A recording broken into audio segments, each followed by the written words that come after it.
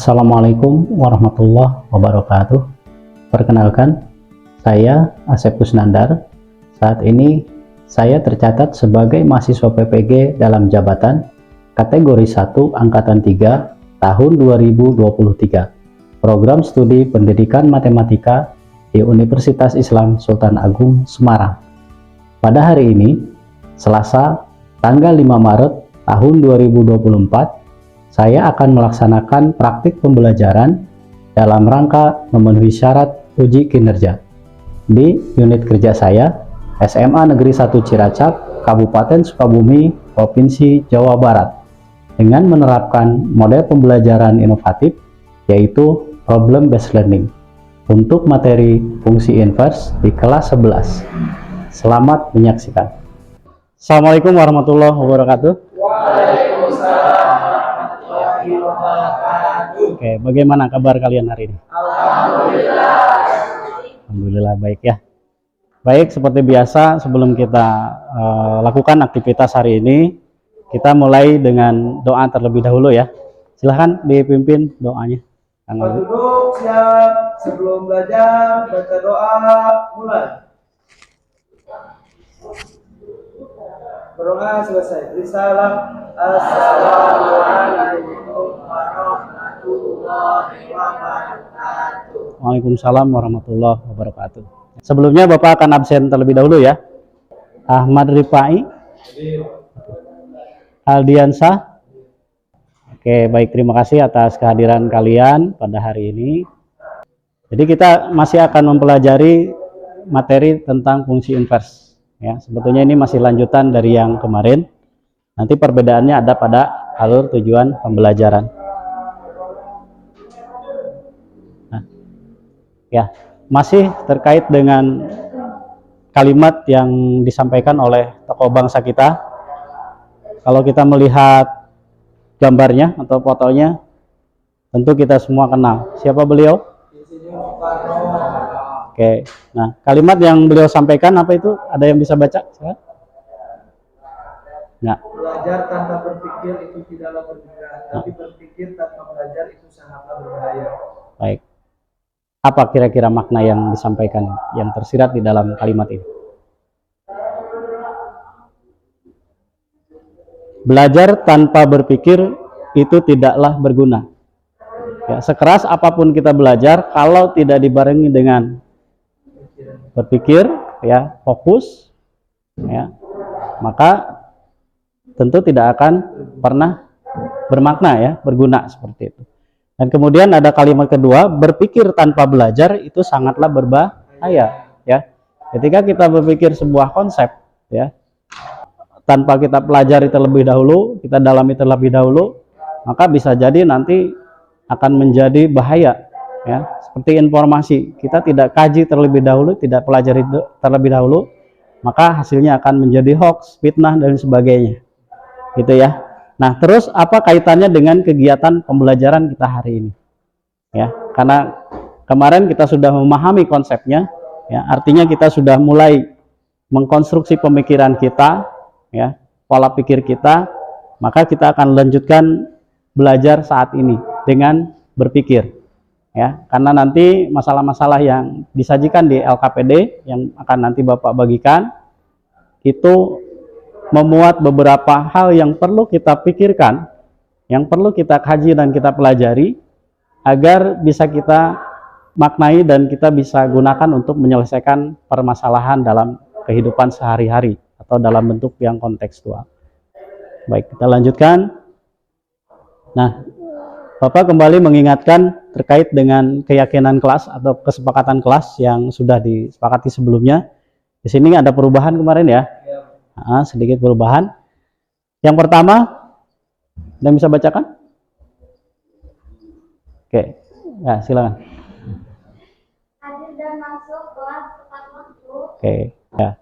Bapak sudah sarikan kemarin yang mengajukan bahwa tidak boleh makan dan minum di ruang kelas atau dalam saat pembelajaran, ya, berarti di situ bisa kita sarikan sebagai menjaga ketertiban, ya. Kemudian kemarin berpakaian rapih, jadi ada kerapian di kelas juga termasuk itu, ya. Alhamdulillah ya, sampai saat ini kita masih bisa melakukan ya kesepakatan kelas yang sudah kita sepakati sebelumnya. Materi prasyaratnya atau persepsinya adalah yang pertama, masih ingatkah kalian dengan bagaimana kita dapat menentukan inverse dari suatu fungsi? Ya, ada yang mau menyampaikan? Ya, Kang Ali. Pas dari suatu fungsi, kita tentukan dulu fungsinya, lalu kita cari inverse-nya dengan cara dibalikan. Misalnya kalau dari suatu fungsi itu ada penjumlahan, berarti ketika diintegrasikan akan menjadi pengurangan. Ya, jadi ada kebalikan ya. Misalnya tadinya operasi hitung penjumlahan menjadi pengurangan. Kemudian kalau misalnya perkalian jadi pembagian, gitu ya. Baik, alhamdulillah berarti sudah mulai terkonstruksi pemahamannya. Nah, berikutnya bagaimana kita dapat menggunakan fungsi inverse untuk memecahkan masalah keuangan. Nah, di sini Bapak akan menyampaikan tujuan pembelajarannya. Ya, tujuan pembelajarannya adalah memahami dan menerapkan konsep fungsi inverse untuk memecahkan masalah kontekstual dengan benar. Kemudian, alur tujuan pembelajarannya, siswa mampu menerapkan konsep fungsi inverse untuk memecahkan masalah kontekstual dengan tepat. Ya, seperti itu.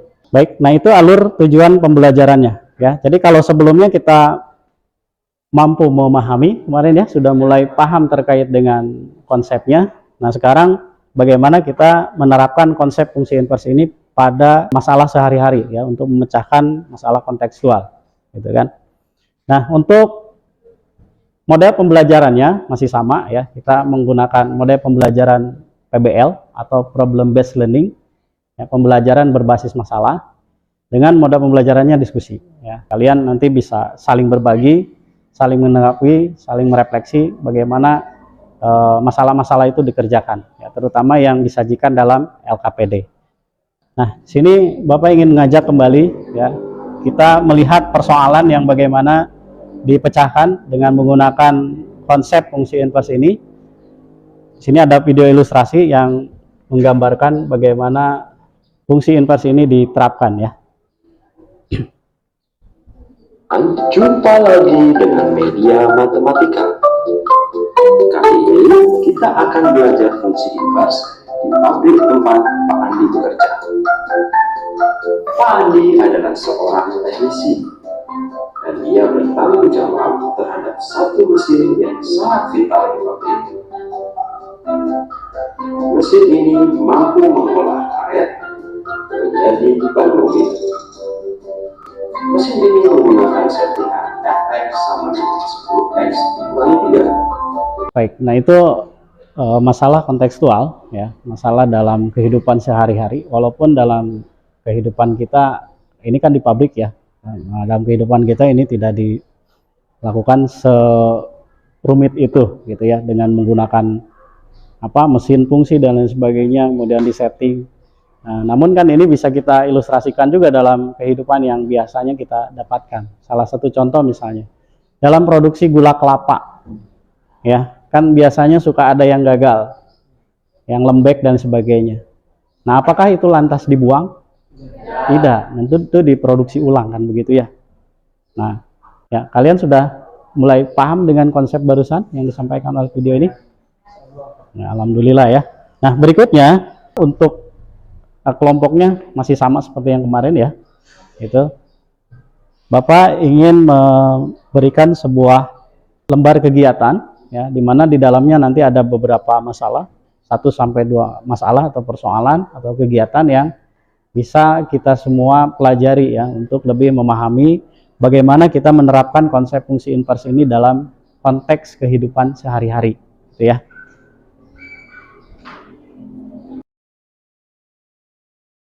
Formatnya masih sama seperti yang kemarin ya. Di situ ada nama ya, nama kelompok, tentunya kelompok berapa ya, ada kelompok 1, 2, 3, 4 dan 5 ya kemarin. Kemudian ada kelas ya, isi saja kelasnya. Berikutnya ada nama-nama anggota, ditulis lagi seperti yang kemarin ya. Di sini ada video juga yang disajikan ya, dalam bentuk video, materi pemahamannya terlebih dahulu terkait dengan penerapan konsepnya. Ya, silakan dipelajari, disimak videonya. Baru berikutnya teman-teman dipersilakan untuk menyelesaikan masalah 1 dan masalah 2 yang tersaji di LKPD ini. Dan nanti di lembar terakhir ya, teman-teman nanti di sini diminta membuat sebuah kesimpulan. Baik, bisa dimulai untuk kegiatan diskusinya? Baik, silakan coba dipelajari dulu ya.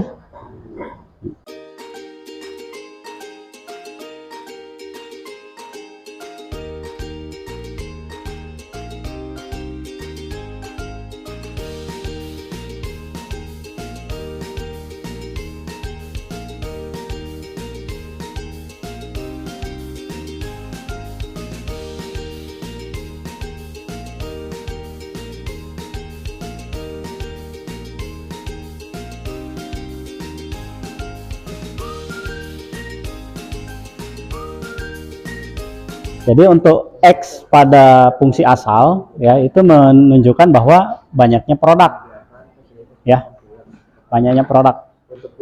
Tetapi pada X yang disubstitusi pada fungsi inverse-nya atau inverse dari fungsi asalnya itu adalah jumlah total harga, atau kalau pada penjualan itu jumlah penghasilan ya di masalah 2. Gimana? Nah, gimana?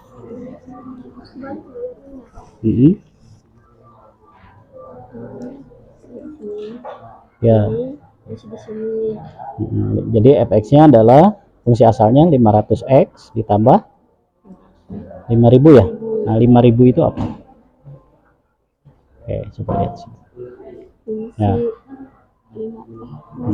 Jadi kalau kita lihat di situ 500x ya, untuk x itu gantungan kunci ya. Jadi digunakan fungsi penjualannya, harga penjualan produknya ini apa ini? Gantungan kunci ya. Digunakan fungsi 500x ditambah 5.000 ya, dengan x merupakan banyaknya gantungan kunci yang terjual. Nah, jadi x yang ini itu ada pada fungsi asal ya. Gitu. Misalnya kan nih yang 500x plus 5.000 itu maksudnya apa? Misalnya harga belinya 500 kali banyaknya gantungan kunci ya, itu kan harga beli. Kalau misalnya 5.000-nya berarti ditambah dengan misalnya biaya pajak gitu ya. Gitu, harga belinya ditambah dengan biaya pajak. Oke. Nah, kemudian setelah itu didapat hasil penjualan sebesar berapa itu? 100.000. Nah, si penjual ini dia ingin mengetahui berapa sih yang terjual ya, gantungan kunci ini dengan penghasilan sebesar 100.000 ya. Ini di luar di dalamnya masih ada biaya pembelian termasuk laba nanti. Ya. Oke. Nah. Gitu. Oke, sip.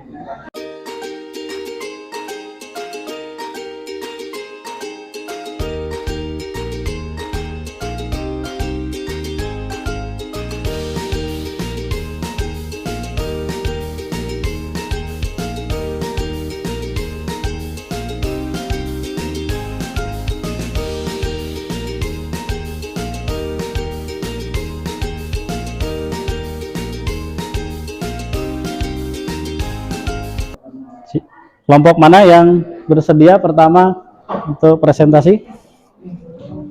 Baik, kelompok 1 boleh. Silakan kelompok 1 untuk presentasi lebih dahulu. Nih.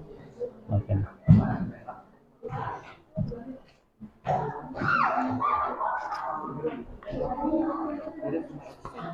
Assalamualaikum warahmatullahi wabarakatuh. Waalaikumsalam warahmatullahi wabarakatuh.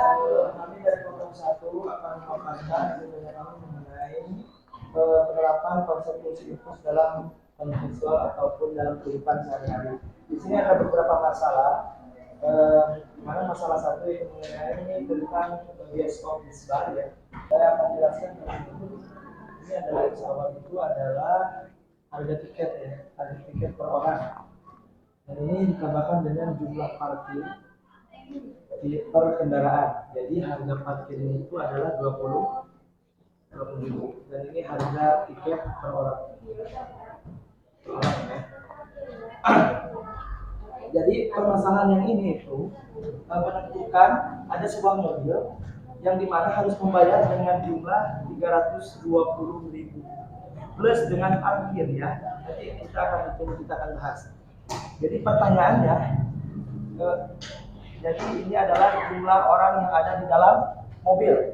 Ini permasalahannya ya yang akan kita pecahkan, yaitu jumlah orang yang ada di dalam mobil. Ingat adalah S awalnya adalah harga tiket per orang ditambah dengan harga parkir. Kita lanjut ke lupa itu. Oke, saya akan jelaskan lagi. Ini adalah fungsi inverse ya atau kebalikannya. Yang ini sebelum kita ke sini kita harus cari dulu fungsi inverse-nya ya. Fungsi inverse-nya yaitu X min 20.000 dibagi 75.000. Ini adalah fungsi inverse-nya. Baru kita ke sini dan ini X-nya dirubah ke 320, di mana 320 itu tadi ada mobil yang harus membayar dengan total 320. Itu adalah X. Oke, kita tulis lagi 320 di sini dikurangi dengan parkir. Karena 320 ini plus dengan parkir tadi seharga 20.000 dibagi dengan 75.000 karena per orang adalah 75.000 bayarnya yaitu tiket ya. Berarti tadi yang 320 dikurangi 20 sisa 300. Berarti ini murni harga tiket keseluruhan ya yang ada di dalam mobil tersebut. Dibagi 75.000 harga tiket per orang. Jadi hasilnya adalah 4. Jadi yang ada di dalam mobil itu adalah 4 orang. Dimana ketika kita kalikan 4 dikali 75.000 maka hasilnya akan menjadi 300. Jadi permasalahan sudah kita pecahkan bahwa yang ada di dalam mobil tersebut adalah 4 orang. Oke. Sampai sini tidak ada pertanyaan? Ya. Kita lanjut ke permasalahan yang kedua. Ini permasalahannya mengenai penjualan gantungan kunci. Ya, di mana S awalnya ini adalah harga per gantungan kunci dan ini bisa kita sebut saja sebagai ongkir. Ya. Jadi harga per gantungan kunci lebih murah daripada ongkirnya ya. Kita sebut sebagai ongkir ataupun pajak ya. Untuk penyelesaiannya hampir sama sepertinya kayak tadi ya. Ini ditulis saja di sini kenapa jadi negatif karena ini tinggal luas di sini. Ini asalnya pengurangan menjadi pengurangan, asalnya perkalian menjadi pembagian. Ini adalah fungsi sama kayak tadi.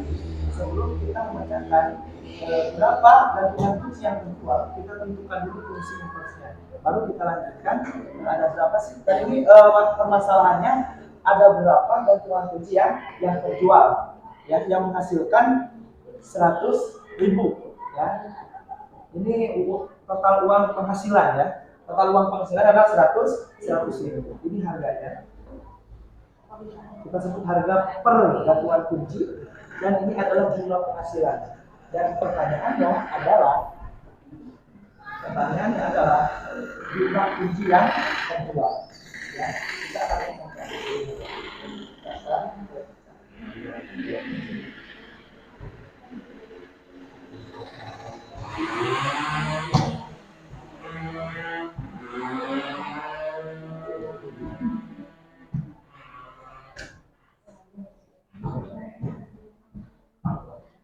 ini kita tulis di sini seperti tadi 100.000 ya. 100.000 dikurangi 5.000 ya. 5.000 itu tadi apa? Pajak atau ongkir ya. Dan ini dibagi 500 tadi yang ini ekstra pasar. Dan ini berarti 100 dikurangi 5.000 menjadi 95.000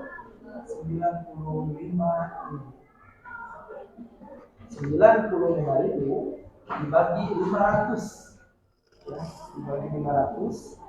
Jadi banyak gantungan kunci yang terjual adalah kita bagikan saja 95 dibagi 500 adalah 190 gantungan kunci yang terjual yang menghasilkan uang ini 95.000 karena yang menerimanya tadi adalah ongkir ya. Itu untuk penyelesaian permasalahan yang kedua. Kemudian untuk kesimpulan, saya akan menjelaskan untuk kesimpulannya. Setelah kita mempelajari fungsi inverse, kita jadi tahu konsep inverse dan merupakan dan jadi kita bisa menyelesaikan masalah dalam konteks suatu dalam kehidupan sehari-hari. Dan kita jadi sadar bahwasanya ternyata dalam kehidupan kita sering menerapkan fungsi inverse, ya. Karena kita kemarin berbelanja ke pasar dengan tidak sadar kita terkadang melakukan konsep fungsi inverse tersebut. Itu saja mungkin dari kelompok kami. Mohon maaf atas segala. Sebelumnya Pak, yang mau ditanyakan dulu. Oke. Apakah ada yang mau disampaikan? Tidak ada. Ini saja dari kelompok kami. Mohon maaf atas segala kekurangannya. Wassalamualaikum warahmatullahi wabarakatuh. Waalaikumsalam. Baik, terima kasih ya untuk kelompok 1. Silakan berikutnya.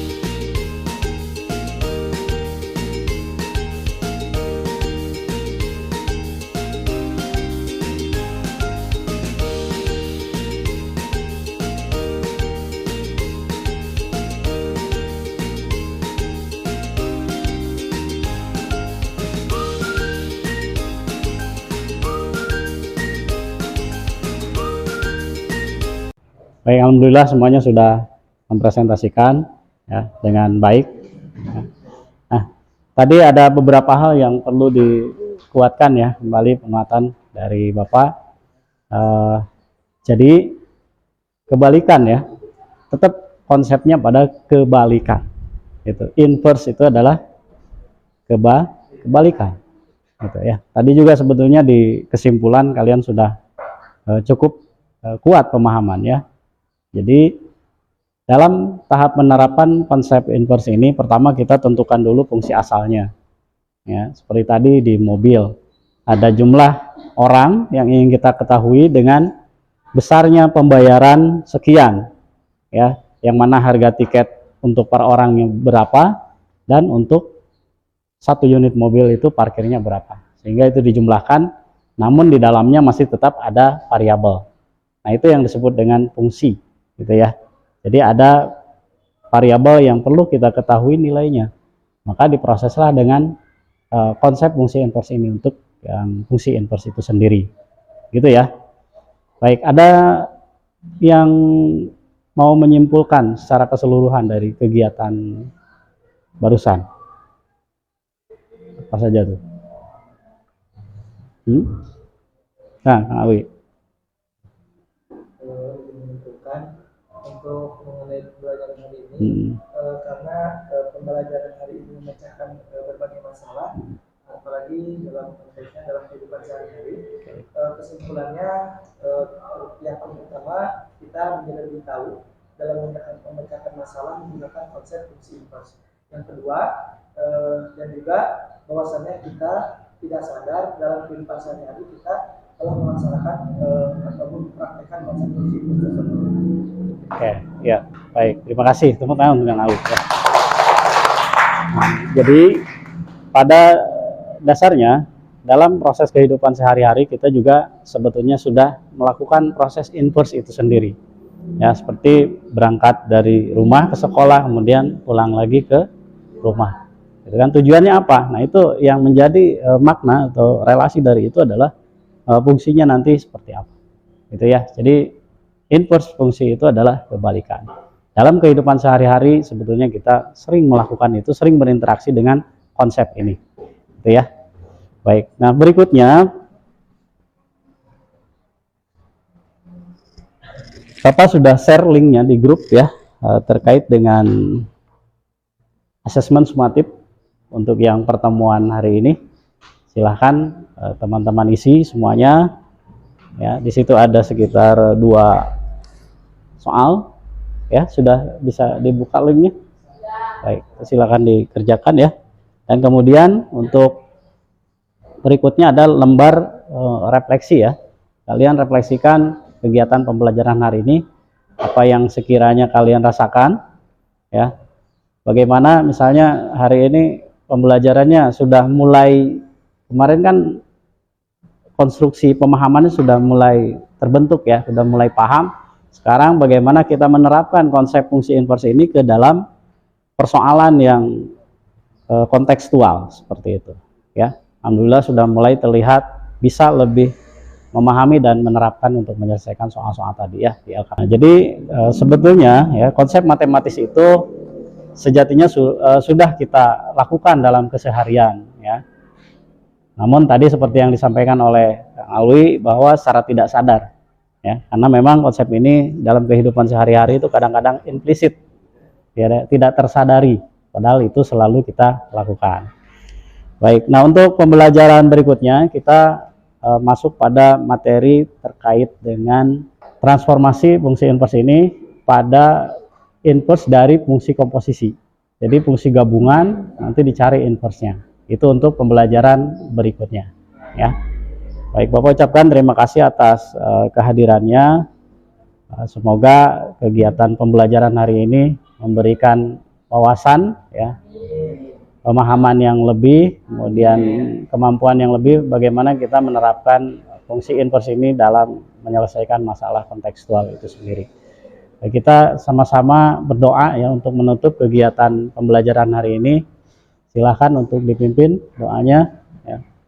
Sampaikan rasa syukur kita kepada Tuhan Yang Maha Esa. Mudah-mudahan kegiatan belajar hari ini memberikan bekal tersendiri ya, manfaat, dan bisa kita jadikan sebagai pedoman untuk mempelajari materi-materi berikutnya. Baik, silakan. Tempat duduk, siap, berdoa, mulai.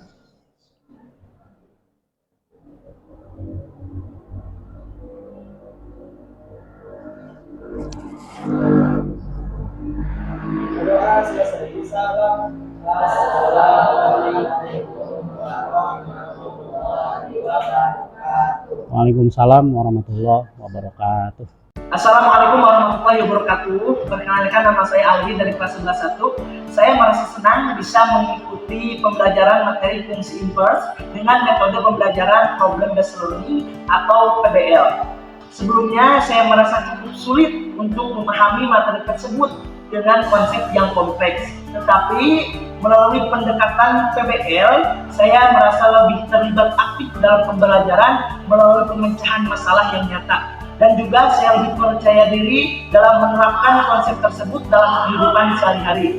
Saya berterima kasih kepada guru yang telah menghadirkan metode pembelajaran yang menarik dan efektif ini.